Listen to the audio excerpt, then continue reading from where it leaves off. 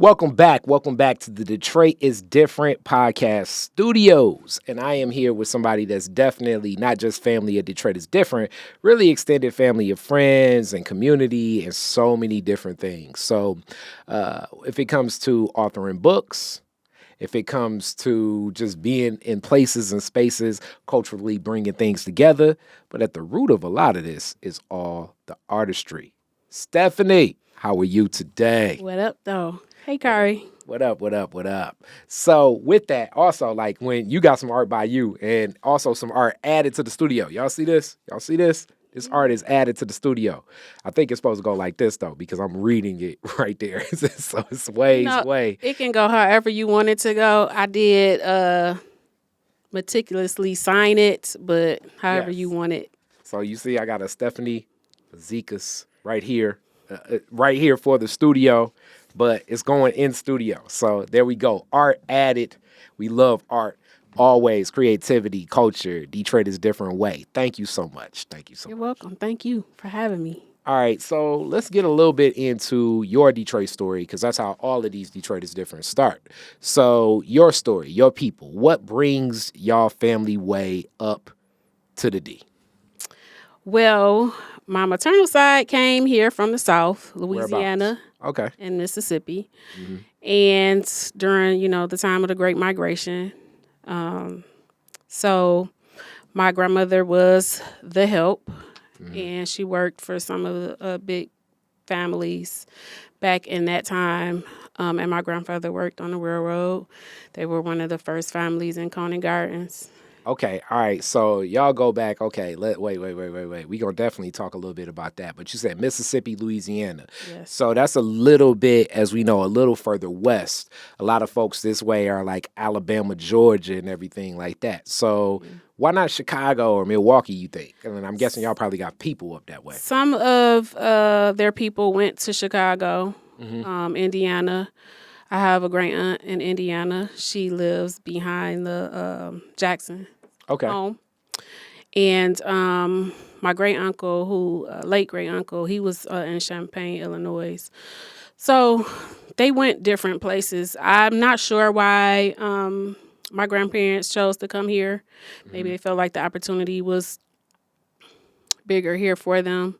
I know they did spend a lot of time in Black Bottom. Okay. Of course, the home is no longer there where they lived in some of the tenement homes before they purchased the home in Coney Gardens. All right, so then you go straight over to Coney Gardens. Coney Gardens, for people to know, is definitely one of those staple Eastside communities if you know what's going on, Coney Gardens. So, like, when you think of it, I'm thinking definitely a lot of Persian is pouring through there, but more so than just Persian. A different culture, like, kind of just exists over there. Like, some of the families that's been there for a while kind of know each other. Like, my cousin, through marriage, Ben, and shout out comedian Martini Harris, legend from over there, and so many others. Like, it's its own culture of people in that space. It was one of the first neighborhoods, if not the first neighborhood, that was specifically built for Black people. Yeah. Hence, it kind of goes into the Sojourner Truth homes that aren't so far away from there. Like, it's Down Nevada. One of the first communities outside of Black Bottom where Black folks were buying homes and purchasing, and so much of that connecting. So, like, the richness, and even kind of not so far, but still in that footprint. Amp Fiddler, rest in peace, Amp Fiddler from over there. Like, you know, Proofs people, like, a lot of Black folks kind of came through and around that way. Really, I want to say the foundation of a lot of Detroit hip hop, when you really trace a lot of the roots, are a lot of guys from that community too. I would agree. I would agree. Definitely. And, right now, even that culture still exists. Like, some of those families that are in that same, space. Yes. So you talked about railroad and then working in, I'm guessing, like, you said the help. So that is like a mix of like servicing like the households of like. She was I guess you would say a maid. She took care of the kids and the home, and I want to say she worked for the Penske family. So But that's what she did. She never learned how to drive. She got around on the bus or, whoever else when we got old enough to drive, or my mom and her siblings would drive her around. And she got around. Mm-hmm. Her not driving didn't impede her from getting around when she wanted to go somewhere. All right. And railroad. As like we're so used to like railroad workers, obviously they existed in Detroit, but we're used to that being in spaces that we think of, especially like black railroad workers. Right. We're thinking more like Pennsylvania and New York, but obviously they were here in Portman's, especially like out west and things like that. But a grandfather that worked on the railroad. Yes, and I'm not sure exactly what he did. He had passed before I was born, and I never asked. I don't know why exactly what he did, but I just know he worked the railroads. So. All right. So now I guess into your mom. What's the connection there? So she was born here and went to Catholic schools. They call them parochial schools. Mm-hmm. She actually dropped out of school at a very, 16 because of how she was treated. Due to her skin tone by the nuns. So she just finally got fed up and she dropped out of school. So, and in this space of racism that just like is so prevalent in the American story that does exist. And then when we think about that role, like we talk about parochial schools in Detroit specifically, we know like an era of a different experience for so many here, especially when we think of like the late 60s, 70s, 80s. I'm guessing this may be like a little bit, like what era, what school, My mom is 74. She just turned 74. So it would have been 50s, 60s. So with this, and then just like, it ain't Sister Act 2. You know what I'm saying? So like for y'all thinking like, what does it feel like? Some of those experiences are definitely tough because just school in general. And then you put in that same layer. But we've also seen like some of the, what was poured in from that, gave some strong skill sets. So I'm guessing even with where your mother landed, she still had a good amount of skill sets just because what's pressed upon for so many students in those schools. My mom wanted to be, she wanted to be a cosmetologist. Mm-hmm. She was an artist, but my grandmother wanted her to be a seamstress, and she pretty much strayed away from all of it. She later went to cosmetology school, but she could draw and stuff, but she never really cultivated it to the point of, like a career. And I never really saw her drawing. Like, I know that she's an artist, but I guess it wasn't supported. So she kind of just let it fall by the wayside. And then everybody in my family actually are very artistic. I have my skill sets, I'm very creative, but I never thought that I would do art in this capacity. And that's where I was going to ask, like more so like, so if the creativity of your mother kind of oozing, but she never really tapped into that because probably for many reasons at the time, like people were thinking like, what am I going to do? She's a woman, African American woman. She didn't have the support because we know people have faced these obstacles her age and older, and they still pursued a career, but she didn't have the support, and I guess she just didn't want to. Eventually, she went to cosmetology school. At this time, I was her model, and I hated it. Hilarious. I hated it. But even before she went to cosmetology school, I remember in the summertime, she would braid my hair before zillions or millions were thought of in terms of braids. She would just braid my hair, and then at the end of the summer, I would have to take it down myself. I hated it. Okay. So for anybody that does not understand why I cut my hair all the time, is because I don't just the childhood. I won't say trauma, but just having to deal with that, and yeah, it's kind of annoying. All right, understood. So let's go into that same childhood. What neighborhood did you come up in? What would you consider like, okay, this is where we cut our teeth? a lot of it in Coney Gardens. At the point that my mom and dad split up, we stayed on the east side. The closest west we stayed was like it was a street right off of John R. and 6 Mile. And we ended up living with my grandmother in Coney Gardens for a long time. We spent a lot of time on the North End on Rosedale. Spent a lot of time in the beauty shop on 6 Mile and James Cousins. But we always you was on east. the west side over there then? Yeah. Okay. Yeah, like I tell people all the time, we lived east, but we always played west. So, like, I don't really claim one side. I love it west. I live west now. For most of my adult life, I've lived west. Don't really want to go back east, but somebody my mom is still slamming east. their phone down right now that you said that. I don't care.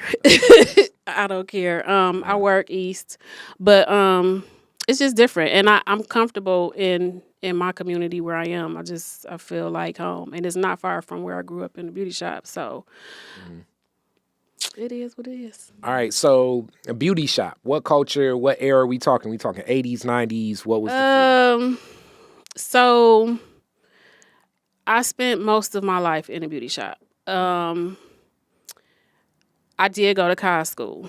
And so for high school. So I spent a lot of time in high school.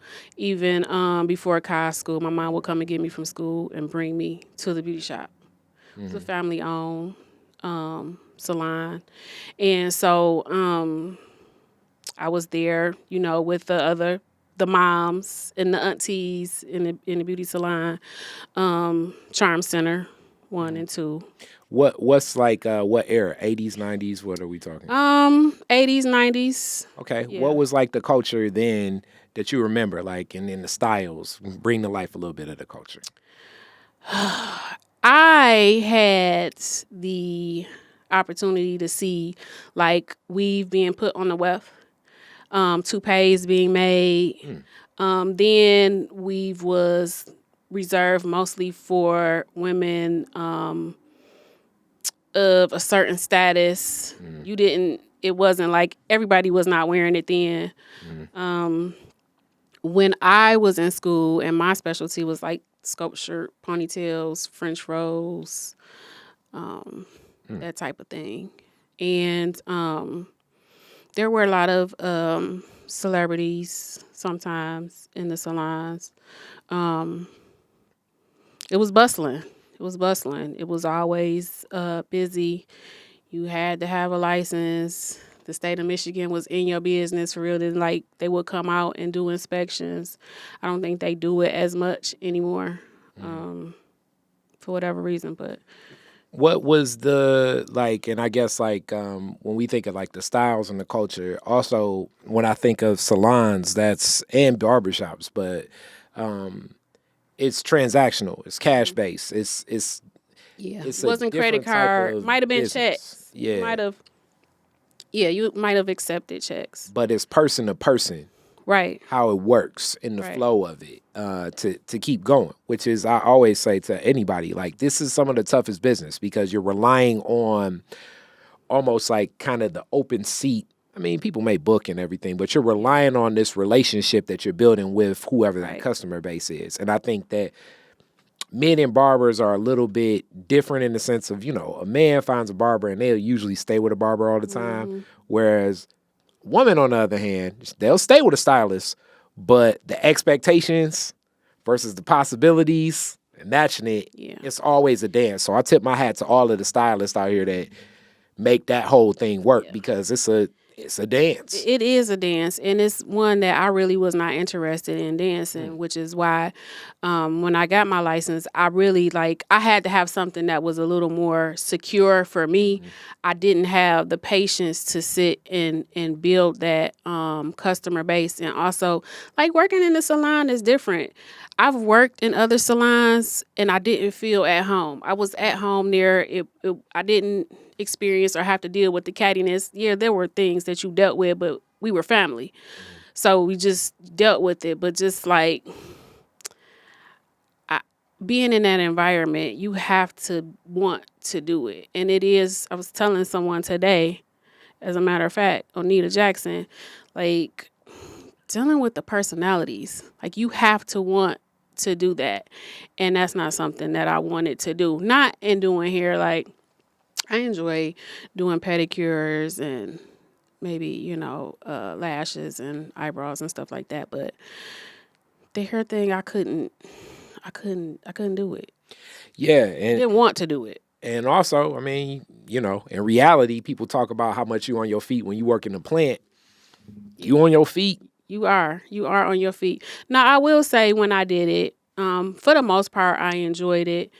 And like the day would go by like this, and I wouldn't eat. And I think about it, like when I work in a regular 9 to 5, like my body at a certain time is like, you need to eat something. But when I worked in the salon, like I could go all day and not eat. And it didn't bother me. So I never really took the time to figure out why, but I did notice that about myself. So from that experience, and then also you just mentioned in high school, I happen to know high school. What was your high school experience as you speak of so much of those connected? So a lot of people don't know this. I went to Crockett.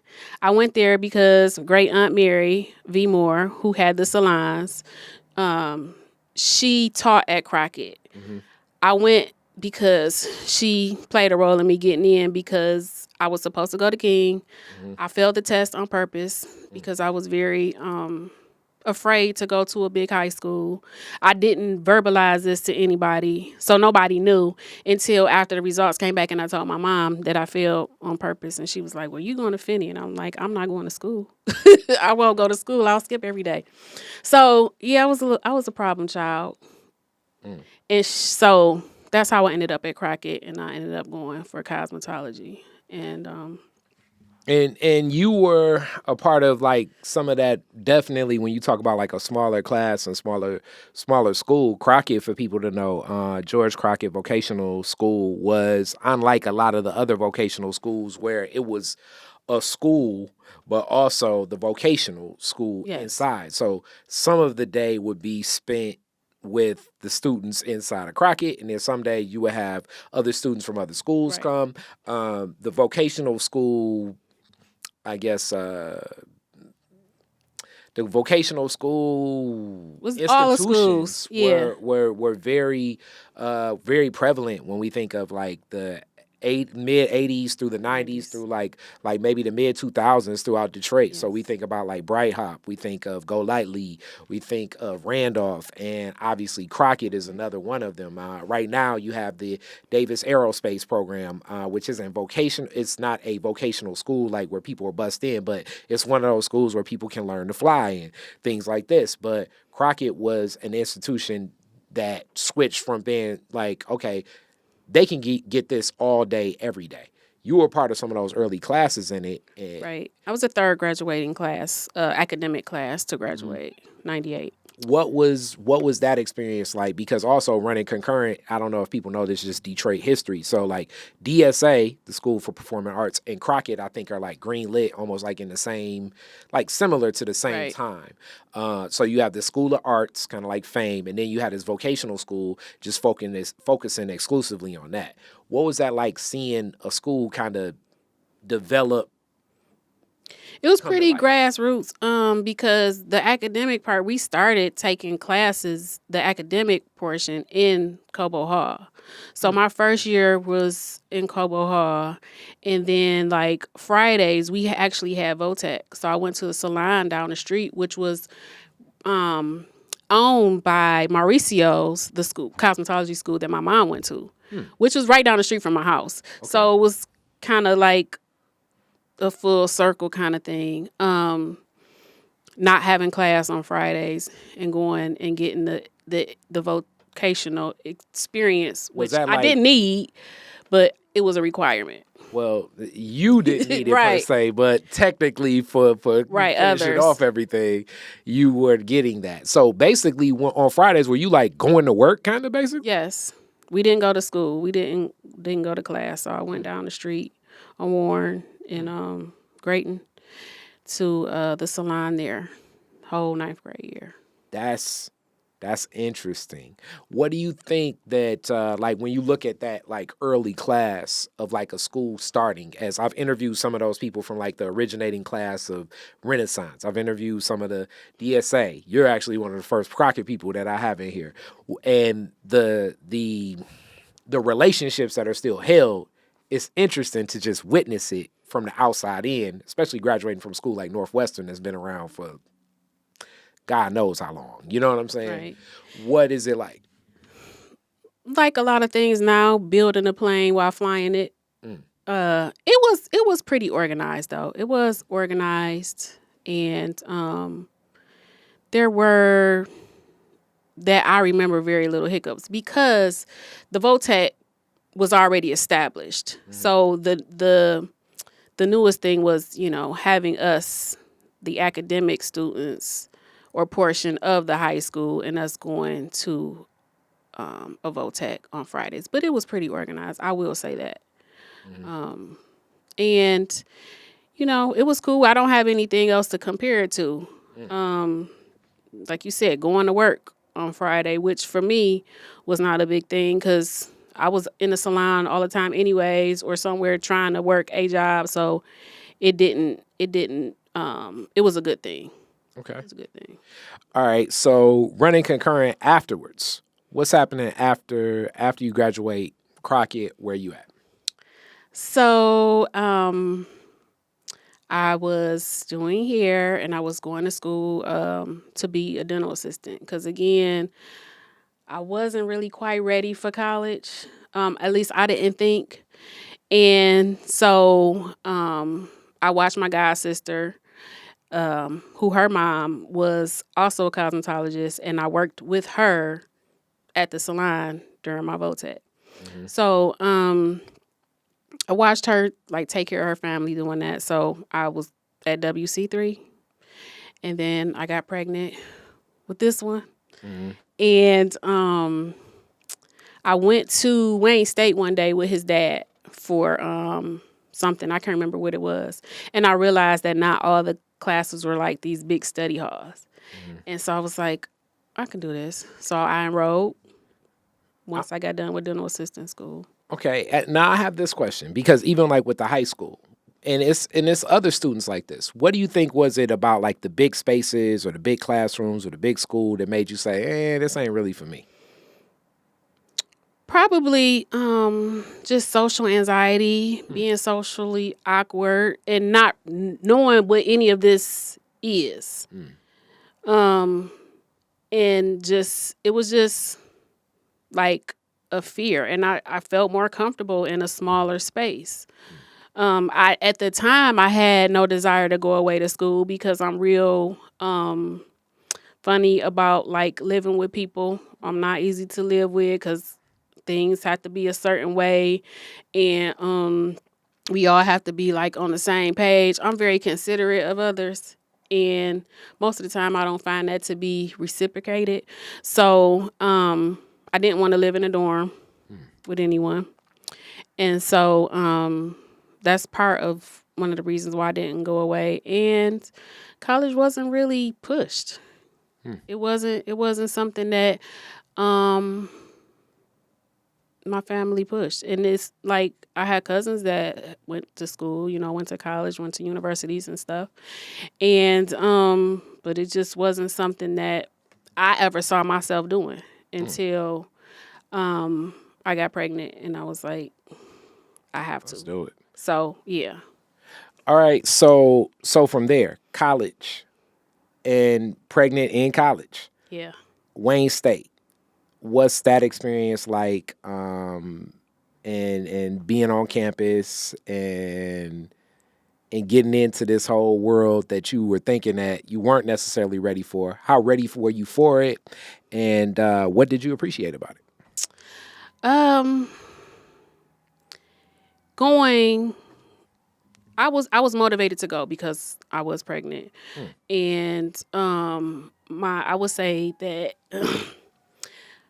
my son probably gave me some direction. It's like I got to do something. I don't know exactly what I'm gonna do, but I'm gonna go to college, and I'm going to finish. And so the my last trimester, was my first semester at Wayne State. And at the time I was majoring in criminal justice. My criminal justice teacher, intro to criminal justice, was Monique Patterson. And at the time I think she was like a lieutenant on the Detroit Police Department, or she might have just been an officer. I can't remember. But she pushed me she gave me a shower, her in the class. One day I went, because it was close to the due date, and my mom actually went to class with me.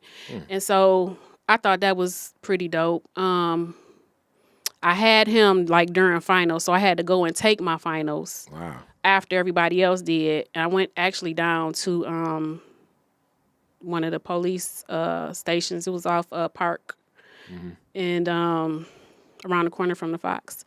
And she encouraged me to apply to be an officer, which I did, but I chose not to go take the test because I didn't want to do that, go that route. Yeah. So I changed my major a couple of times. I ended up taking a Black and social political thought class that I thought was going to satisfy a requirement for anthropology. Found out too late that it wasn't. But I was too engrossed in the class. And so I ended up switching my major to Africana Studies. Wow. Now, Africana Studies at Wayne State, as we've talked about this before, more so from the lens of, it's a unique relationship that Wayne State has with the Black community of Detroit. And when I say this, it's definitely not to throw any shade at Wayne State, because all American institutions have unique relationships with Black people. The Africana Studies Department of Wayne State is something within like a lifespan of myself. I'm 41. And, that was fought for by a lot of protests. But that protest was like led up to through like the people like my mentor, rest in peace, Chokwe Lumumba, and others that were years saying like, okay, the testing on the campus of Wayne State and so much was even wrong. Most recently, I did an interview with Jessica Care Moore, and she spoke about the protests like in the early 90s against David Adamany and so many others about what was going on to get a Martin Luther King Day at Wayne State, because right here in a Black city like Detroit, Wayne State was one of the schools saying, you going to school on Martin Luther King Day, you know what I'm saying? And things like this. So the movement to get an Africana Studies department in Wayne State was a people-led movement that was very grassroots. And now talking to someone that is a part of it, that's deep, as we've talked to some professors, but a student. What was that experience like, being a part of like almost kind of like a Crockett, like something relatively developing as time came about, but really from the people? It was a beautiful experience. Because that is when I realized really the importance of community. And, when we were in high school, the teachers would tell us, you can go to college and they ain't gonna care about you, this, that, and the other.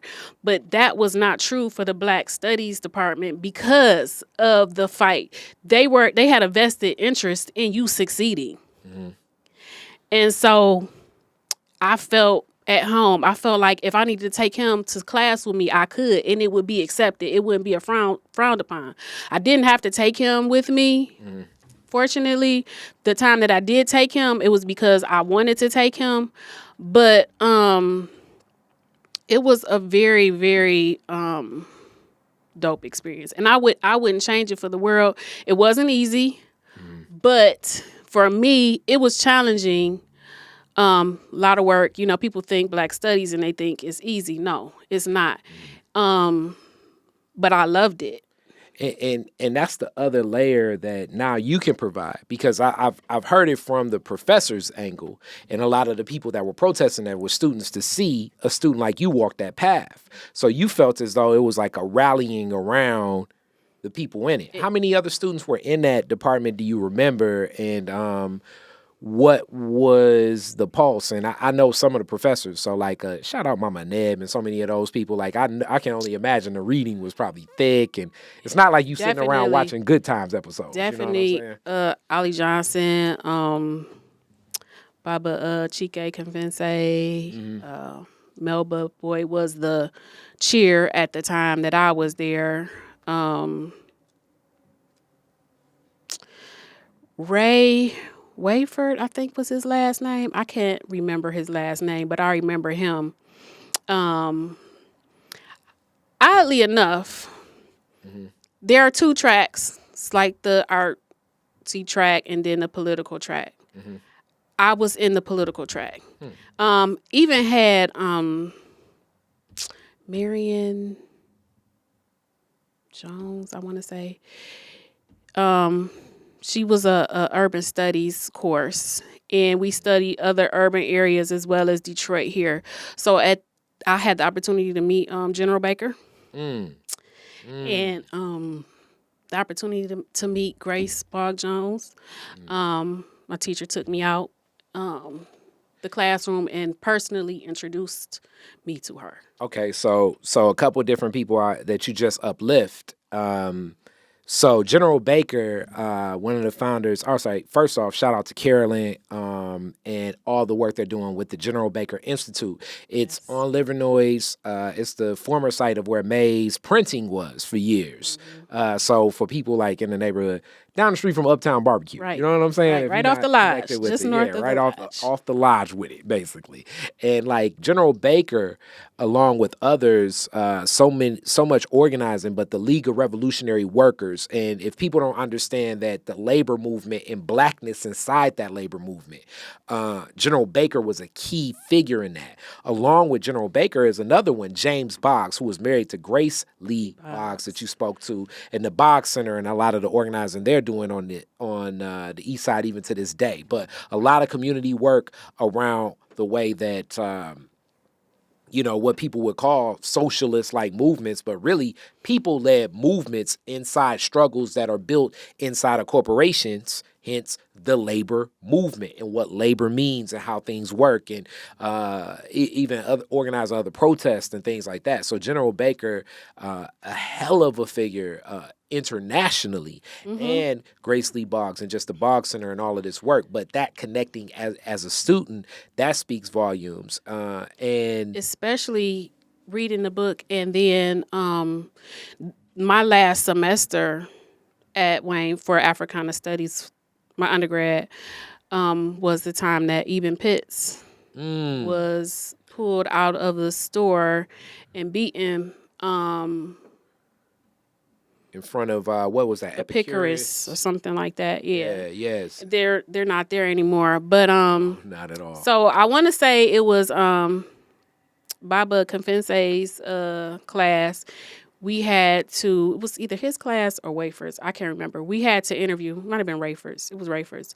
We had to interview someone of a certain age that had worked in the plant. My stepfather wouldn't talk to me. He wouldn't let me interview him. Now I knew enough where I could craft a story, but I wanted to interview somebody. So I don't know who connected me with Baba Pitts, but I was supposed to interview him anyways, I think. And I think it was Baba Confense that connected us, but I know he was the one that told us about what happened to Baba Pitts and encouraged us to come out and protest. At the time, I was working at Wayne County Jail as a dental assistant, and my supervisor at the time was a dentist, and he was of that age in that era, and had experienced a lot of obstacles being, going to dental school and stuff like that. And so he went and protested with me on our lunch break. Wow. Your godmother was there, and a lot of other people were there. And I remember him telling me, I just found out that he passed last week. That he already probably had an FBI file. Now, so you speak about my godmother, Joanne Watson, a lot of these struggles that people know of, and Eben Pitts, a hell of an artist. Yes. I didn't know the angle of labor, but that makes sense because a lot of the labor movement, just so people can kind of frame this right. So, and it's interesting you bring up Coney Gardens and Sojourner Truths and like that whole area of industry that does exist. So Henry Ford introduces the $5 workday, and this was a back and forth me and Baba Confense actually had on his Detroit is Different. And in introducing the $5 workday, it definitely is going to attract a lot of black folks to say, I want to get that. Right. Black folks were not given that full $5. Like most stuff, it's not going to be given the same. But the opportunity versus the sharecropping that they were escaping, and go back to my Malik interview I just did about sharecropping, and you'll get the whole concept. But in short, these opportunities connected to these factories were not in balance. And actually, the influx of Black workers led to the labor movement itself. So, like, a lot of the union starts under the same guise of racism. And I'm not definitely throwing any shade at the union either, but it goes back to a lot of the foundations of most institutions in America are founded under the whole grounds and premise of racism. Mm-hmm. So when I speak this, I'm not speaking it from a like, Kari's so angry and militant Black guy. I'm not even necessarily that. I'm just giving you all the premise of what the truth is. So within this, a lot of the Black workers were walking right in thinking like, okay, I'm leaving the South. I'm going to come in here, get an opportunity. It's going to be better opportunity. And we're facing some of the worst oppression that they were facing down sharecropping in Mississippi. So it's like, yo, what the hell is going on? Right. So a lot of people organized together. And the manifestation of things like this, General Baker and brilliant minds like that. And Revolutionary Union movement. Just learning about how, again, my stepfather worked in the plant. Yeah. He was an alcoholic. Learning about the plant from this aspect, from a labor study aspect, and how, we got the jobs, but as you said, it was the most menial and most dangerous jobs, and how alcoholism, like making the connection, like if I were to go back to school, if it's not already, a study done on it, I would make that connection on alcoholism in our community and working in the plants, how the foremans would give them the alcohol to keep them going, and the sweat and just and a lot of the conditions, definitely a lot of, so this is where things kind of combine, and like the Walter P. Ruthers and stuff like that end up organizing together and marching along, because at the same time it became better to have Black people in unions as allies to get things like more balance towards work and like OSHA laws and stuff like this. So this is like early on, wasn't no OSHA, you know what I'm saying? Right. It wasn't, a lot of these things time are off, ideas. Vacation, like, people, they argue and they say that the union allow people to get away with stuff. Okay, let them get away with that. But the protections that it offers, the health and safety in the job, you getting time off, a lot of that stuff was fought for by the union. It just didn't fall out of the sky. No. And no. A lot of people, it was a fight. It just like, anything else. Lives were lost, your livelihoods were jeopardized by fighting. And not to mention then, there were a lot of young people, a lot of students fighting, which would lead one to believe that this is why there is a lot of oppression through certain things, because if you keep them focused on things that don't matter, they won't fight for what we need to survive. So with this, and I didn't know the Wayne State connection, but you're helping piece together more of these Detroit is different stories that help give that full perspective of Detroit being so different. Mm-hmm. After Africana studies, where do you go? I'm sure this reframes a lot of your thought process towards things. So, I got that when I decided to major in it, especially from people that look like us. Mm-hmm. Like, what are you going to do with that? What is that? Why are you doing that? Even when I decided to take Kiswahili, shout out to Baba Michael Kamuyu. Jambo. I was Habari Gani. I was a student of his, and I was a problem child for him too, because I had to sit in front of the class because I was coming after work. I was working full time. He wanted to put me in the back. I'm like, no, you can't do that because I'm gonna go to sleep. So he adopted me as his own, and so I lost my train of thought. So I'm saying, like, afterwards. People couldn't understand how. Why would you take that? Why would you take Kiswahili? My job didn't want to pay for me to take it, although there was tuition reimbursement. But because it wasn't a Romance language, they didn't want to pay for it. but it wasn't going to deter me. I'm find another way. I don't know. I had that thought. I'm like, what are you going to do? I wanted to go to law school. Wasn't ready for it. Mentally, I was not ready for it. And so I'm like, you got to do something. And light bulb went off. Go to library school. And I can't remember if this was before or after Baba Kafense had one of the librarians come in and give us like a tutorial on how to use the catalog and things like that. I can't remember if it was before or after, but I applied to library school. And I knew then kind of like in the back of my head, like I had these thoughts and these self-talks and they kind of like manifest. I worked in a jail at that time, probably like 7 years. And so I was like, I probably end up being a prison librarian. Wanted to be a children's librarian, which I eventually ended up doing. But that's what I did. So I went to library school. I took a severance pay so that I could be a graduate student assistant at Wayne in the Purdy Kresge Graduate Library.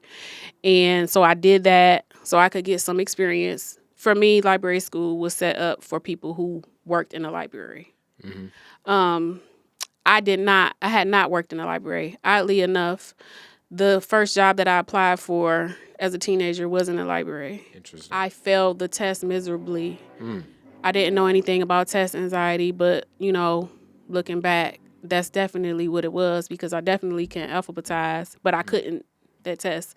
So, like, everything happened in divine order when it was supposed to happen. Went to library school, graduated. I ended up working, after working in Pontiac for a little while, worked at DPL for a minute, tried to get my foot in the door as like a page or a customer service rep. I forget what they call them now. But worked in Pontiac, ended up back in the jail, working as a librarian, got displaced, worked in Melvindale for a little while. The day that I realized that I was displaced, I cried because I'm like, at the time, like, this is 2010. Yeah, because I finished in 2009. So the jobs weren't plentiful. It was like, you know, we're coming back off of the crash, the housing market crash, the economy. People weren't leaving their positions. So I was working part-time at Thomas Cooley Law School in Ann Arbor. And I just happened to check my email that day, and I was supposed to have been at an interview the Wednesday before I got my displacement letter. I didn't get that email because I would have turned the job down because I have a job. I don't know I'm being displaced. Yeah. So the job was for a position that I'd applied for with the state in the prison. And so I ended up there, worked there for 6 years, and then came back to Detroit. I lived in Detroit. I commuted back and forth. Worked as a children's librarian. So in the library, and I know as you talk about, and we're getting to a close, then we're going to go into art, and we're going to introduce Tory. You already highlighted your youngest. He's here in the studio, too, for people that don't know. You know what I'm saying? And we're going to talk more about art because you have a show coming up. You did a children's book and so much of it. What would you say is, and shout out Russ Ballant and so many others that always was like, these libraries. When I was a child, libraries played a role. And even right now in my community department branch, like, they're a public asset and resource that we're paying less and less attention to. And I personally think the value of the written book as we use these devices to read most of what it is, and as much as I love these devices and technology, the thing about these devices is you can edit, you can change. Oftentimes, things are edited and changed around oftentimes, or things can be misplaced or changed out, or this book will be taken off. You get that hard copy book, it's a different experience, even thumbing from page to page and what books mean, and even the roles that librarians play. It's not like a Amazon you like this, you may like this. A librarian can kind of guide you through a whole lot of an experience and becoming more of a learned individual about whatever you're looking forward to. So I give that long intro to say, what was the experience of you becoming that writer, and what is working in libraries for so long said to you about just culture and people seeking knowledge? I've always been a writer because I've always expressed myself through writing when I couldn't express myself verbally. It was just more comfortable for me. So my mom would say, if she told me to be quiet or stop talking, I would write a letter and slide it under the door. So I had to have the last word one way or the other. Or if something was bothering me, I would communicate through writing because I didn't know how to convey myself. So writing the children's books, I started actually with a very adult book, and it was short stories, and I wrote it to share my love of reading with my best friend who would not read unless it's smut. Hilarious. So I started there. Zane on. And I wasn't like, I was a little embarrassed by it. Because at the time it wasn't open like, it is now. Things weren't really accepted. So it was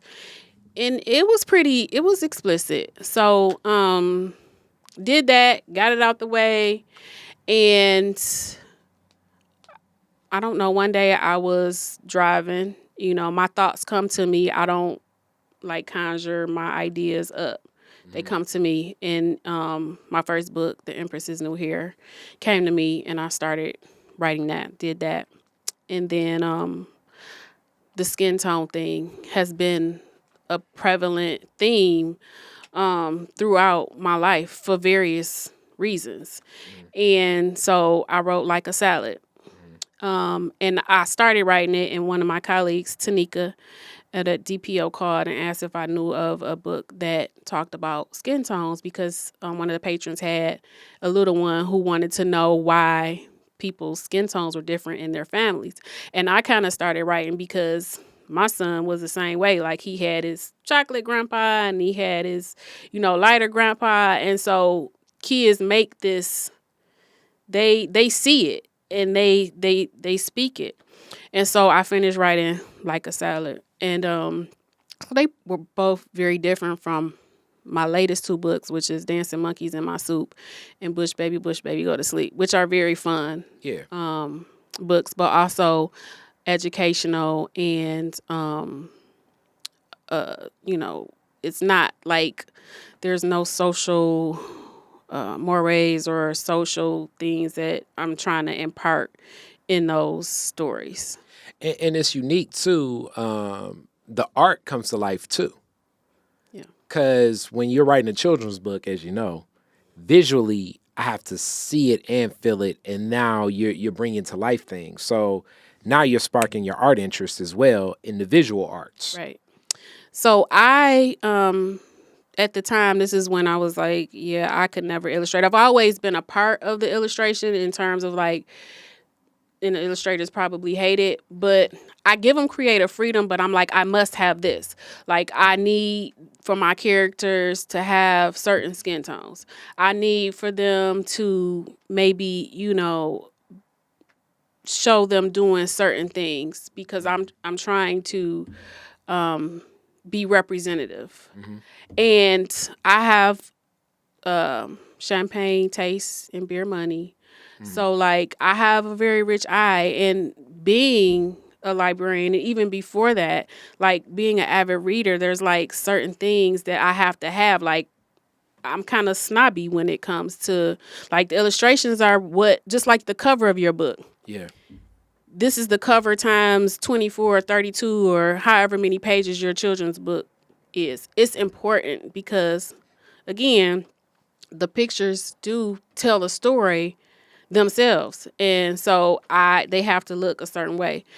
Because I have more ideas than I have money to illustrate or pay somebody to illustrate, that's when I decided I learned of this program procreate, and I thought that I would try that out and try my hand at learning how to illustrate.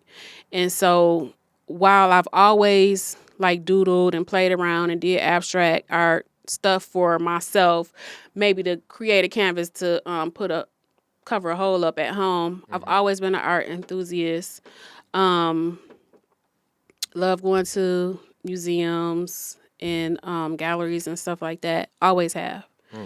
I didn't see myself doing it, but so in illustrating or trying to illustrate and creating different things, I was encouraged by Onita Jackson to create one of my characters. I created her digitally, and I was showing her something else that I wanted to put on a T-shirt or a hoodie, and she saw the character, who is Missy. She didn't have a name at the time, and so she was like, "That's dope. I would wear that." And she was like, do her in every color, do her hair in different colors, and she was like, paint her. So I went and got this paint that was almost 20 years old. I was like, I'm gonna try this first, and from there, drawing and painting her, I just started painting. I started with my wild wallflowers because that's what I've always pretty much doodled. That's my comfort zone.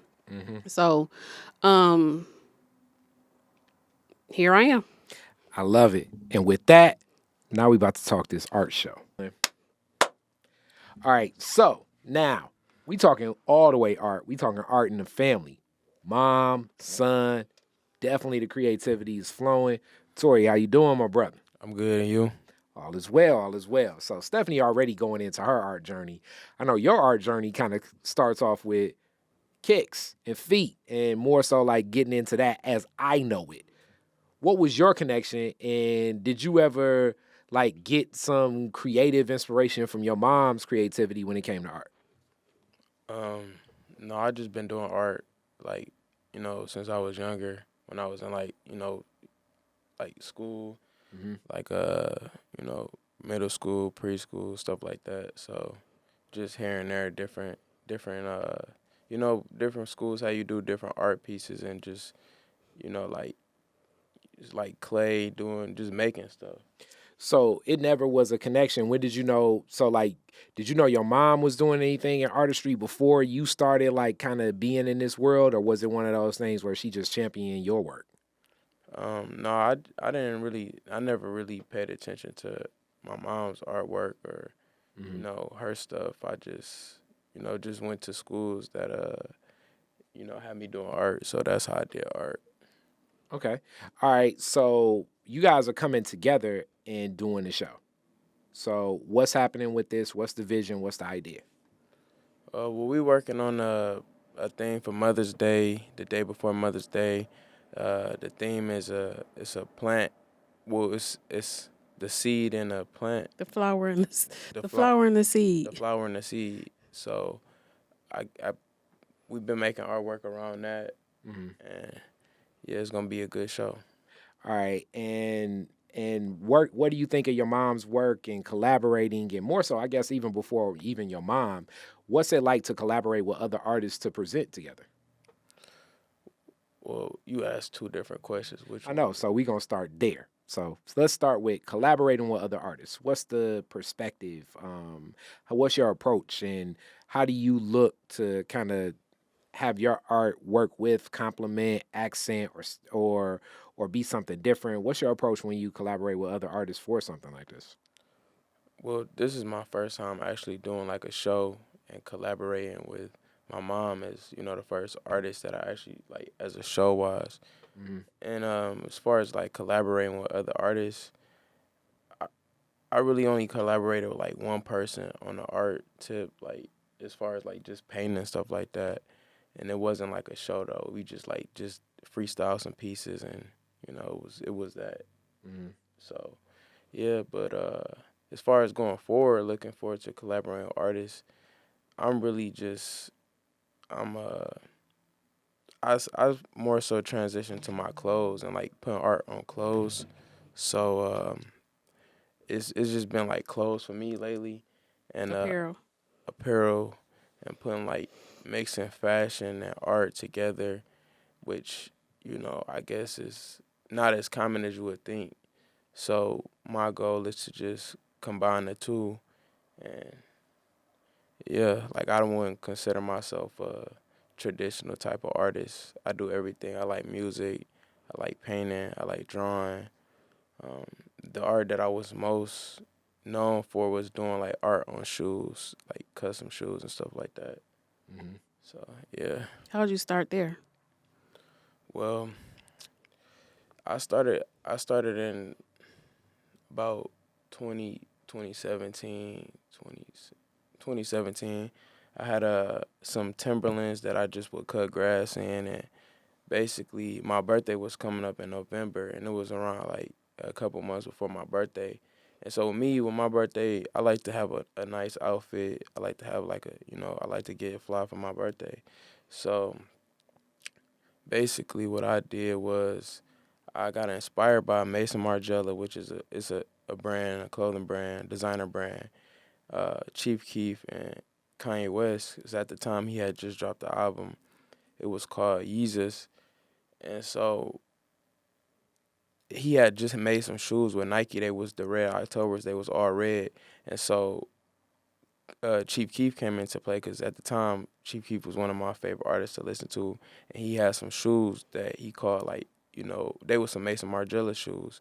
And they was called like the Caps. And then so what the shoes had was, they were some red Mason Margiela shoes with paint splatter on them.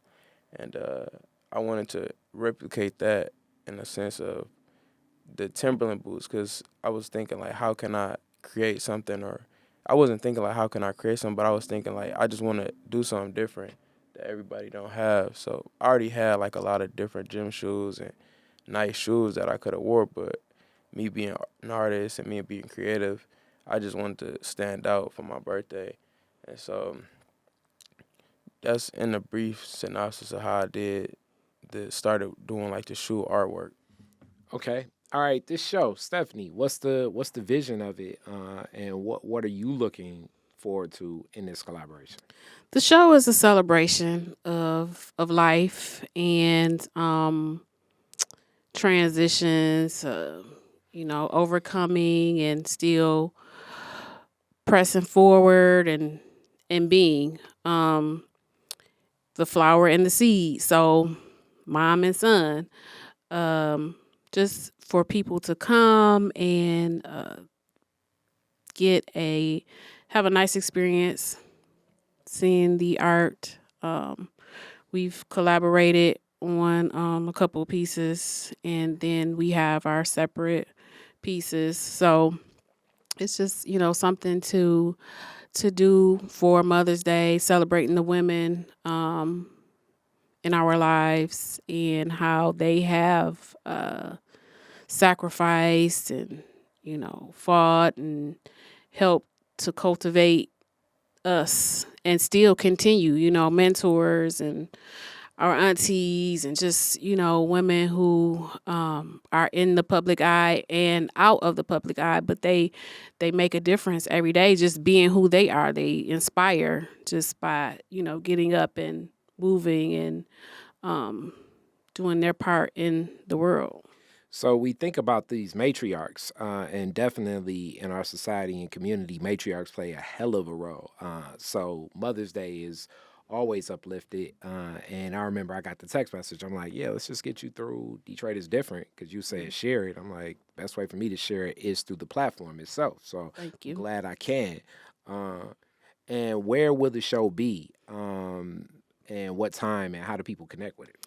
So the show is going to be, the Flower and the Seed will be held at Design Studio 6 across the street from Marygrove, or the Marygrove Conservancy. It'll always be Marygrove to me. It was important to have it in the neighborhood, in my community in which I live.